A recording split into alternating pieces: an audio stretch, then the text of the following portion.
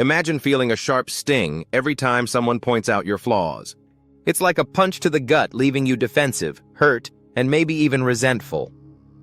We've all been there, haven't we? That moment when a casual comment or a direct critique lands, and suddenly your world shrinks to the size of your insecurities. But what if that sting could be transformed into fuel? What if criticism, instead of being a source of pain, became your most powerful catalyst for growth? Stick around, because by the end of this video, you'll have a complete blueprint for not just tolerating criticism, but actively using it to propel yourself forward, turning every negative comment into a stepping stone for success. Welcome back to the channel dedicated to forging stronger minds and building unstoppable lives.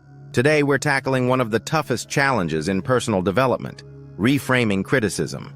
This isn't about ignoring feedback or developing a thick skin.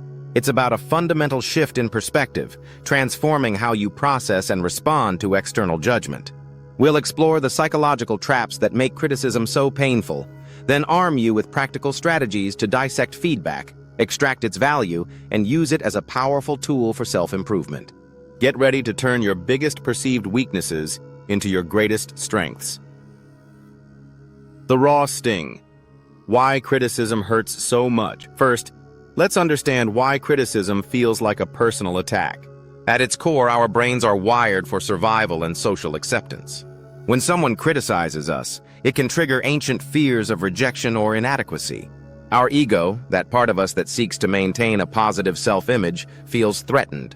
This threat response can manifest as defensiveness, anger, or even a complete shutdown. We interpret feedback not as information, but as a judgment on our worth.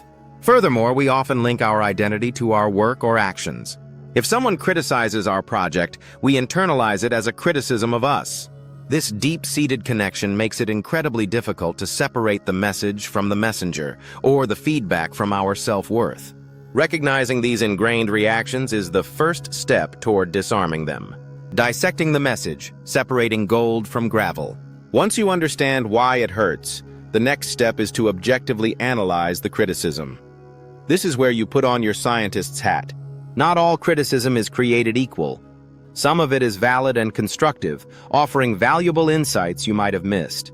Other times, it's vague, unhelpful, or even driven by the critic's own biases or insecurities. Your job is to sift through it. Ask yourself, is this criticism specific? Does it point to a concrete action or outcome, or is it a generalized attack? Is it actionable? Can you actually do something with this feedback? If someone says, "You're always messy," that's less actionable than, "Your desk could use some organizing." Finally, consider the source. Is the person offering the criticism knowledgeable, trustworthy, and do they have your best interests at heart? Or are they someone whose opinion genuinely doesn't matter in the grand scheme of your goals? Learning to distinguish between valuable insights and noise is crucial. The power of perspective. Reframe your inner dialogue. This is perhaps the most powerful shift you can make. Instead of hearing criticism as, "You're not good enough," reframe it as, "Here's an opportunity to grow." This isn't just positive thinking, it's a deliberate mental pivot. Think of criticism as free consulting. Someone is offering you a different perspective, highlighting an area you might need to develop. When you internalize this, the emotional charge diminishes. Change your internal narrative from, "They're attacking me," to, "They're giving me information." Embrace the mindset that every piece of feedback, even poorly delivered, contains a kernel of truth, or at least a different viewpoint worth considering. This shift empowers you, moving you from a victim of judgment to an active learner. Strategic responses. From reacting to responding. How you respond to criticism is just as important as how you receive it. Avoid knee-jerk reactions. Instead, take a breath. If the criticism is delivered directly, acknowledge it calmly. You don't have to agree, but you can say, "Thank you for the feedback, I'll consider that," or "I appreciate you bringing that to my attention." This buys you time to process. If it's valid, ask clarifying questions. "Could you give me a specific example?" Or, "What would you suggest I do differently?" This shows you're open to improvement and helps you gather more actionable details. If the criticism is baseless or malicious, you have the power to simply dismiss it internally. You don't need to engage or defend yourself against every negative comment. Your response should always be in service of your growth, not your ego. Taking action, implementing feedback for growth. The ultimate goal of reframing criticism is to translate it into positive action. Once you've identified valid, actionable feedback, develop a plan.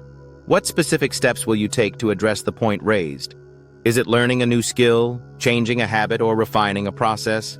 For example, if you're told your presentations lack confidence, your action might be to practice more, record yourself, or even join a public speaking group. Don't just acknowledge the feedback, act on it. This is where the magic happens. By consistently taking action based on constructive criticism, you not only improve, but also build resilience. You demonstrate to yourself that you are capable of adapting and evolving, turning potential setbacks into powerful leaps forward. This ongoing cycle of feedback, reflection, and action is the bedrock of continuous self-improvement. So we've walked through the journey, understanding the pain, dissecting the message, reframing your perspective, crafting strategic responses, and finally, taking decisive action. Remember, criticism isn't a weapon, it's a mirror, sometimes a distorted one, but often one that reveals areas for growth you might not see yourself. Embrace it as an essential part of your growth journey. The most successful people aren't those who avoid criticism, but those who master the art of leveraging it for their advantage.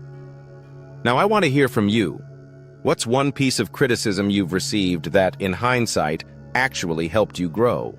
Share your story in the comments below. And if this video helped you shift your perspective, give it a like and subscribe for more insights on building an unstoppable mindset. Until next time, keep growing, keep pushing, and keep reframing every challenge into an opportunity.